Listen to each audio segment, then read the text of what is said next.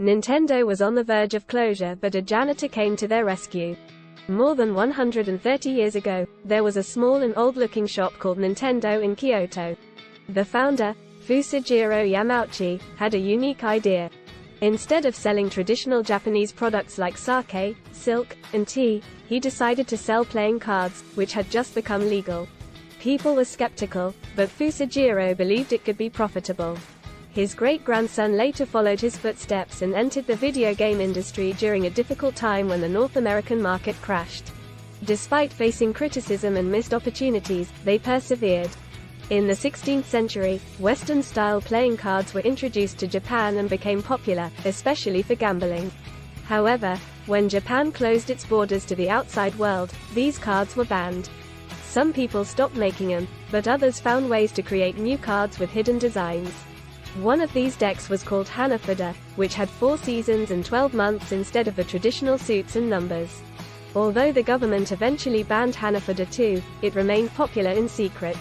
It wasn't until the 19th century that the ban was lifted, but by then, Hanafuda had lost its appeal. At that time, Fusajiro Yamauchi saw an opportunity. He believed that Hanafuda could become popular again for different games. He took a risk by selling his own hand-painted cards under the name Nintendo Koppai, meaning, leave luck to heaven. While it was considered risky since most businesses sold conventional products, Fusajiro's cards quickly became in demand, especially among the Yakuza who used them for high-stakes gambling. The demand grew so much that he had to train apprentices to keep up. Within a decade, Nintendo Koppai became the largest playing card manufacturer in Japan. Fusajiro retired and passed the business to his son-in-law, Sekiryo Kaneda, who proved to be a worthy successor. He expanded the distribution system and sales force across Japan. However, the family faced challenges, and the Yamauchi family eventually fell apart. Hiroshi, the eldest son of Tei and Sekiryo's daughter Kimi, had a difficult childhood. His father abandoned the family, and his mother couldn't cope as a single parent. Hiroshi was raised by his grandparents with strict discipline. Despite their plans for him to study law or engineering, World War II disrupted everything. Hiroshi worked in a military factory until the war ended, and then he reluctantly agreed to take over the family business after his grandfather had a stroke. At just 21 years old, Hiroshi became the new president of Nintendo Koppai, but he faced resistance from the employees who doubted his abilities. Hiroshi embarked on transforming Nintendo Koppai.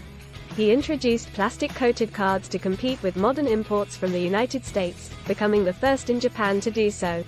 He also secured a licensing agreement with Walt Disney, allowing Nintendo to feature Disney characters on their cards and target young people and families. This led to a new distribution system, reaching larger department and toy stores. However, Hiroshi realized that the market had limited room for growth and decided to explore new ventures. Nintendo Koppai faced financial difficulties and sunk into debt. Hiroshi tried various businesses such as an instant rice product, a taxi company, and a love hotel, but none of them brought substantial success. Nintendo ceased operations, and Hiroshi began searching for a new venture that could leverage their access to department and toy stores. Meanwhile, the Hanafuda business continued as usual, although it was still considered small and less prestigious compared to Tokyo-based companies. A janitor at Nintendo, an electrical engineer graduate, saw an opportunity for a future in the company. Gunpei Yokoi, an electrical engineering graduate who had been rejected by other companies, found his last resort at Nintendo as a janitor and later a maintenance worker. During his early months at Nintendo, Gunpei had little work to do, so he started tinkering with the company's equipment. One day, he created a device made of crisscrossing pieces of wood with a gripping tool on the end, which caught the attention of Hiroshi. Surprisingly, instead of scolding Gunpei, Hiroshi called him into his office and asked him to turn his invention into Nintendo's first game. Gunpei added colored balls to the device and named it the Ultra Hand.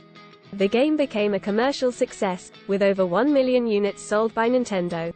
Over the following years, Gunpei developed more games, including the Love Tester and the Beam Gun series.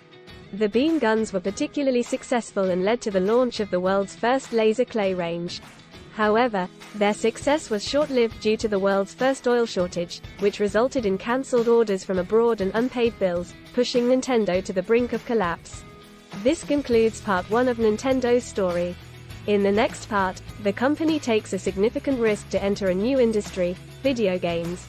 As they prepare to launch in the United States, the market crashes, leading to bankruptcies and discarded games by companies like Atari being dumped in landfills. Thanks for watching.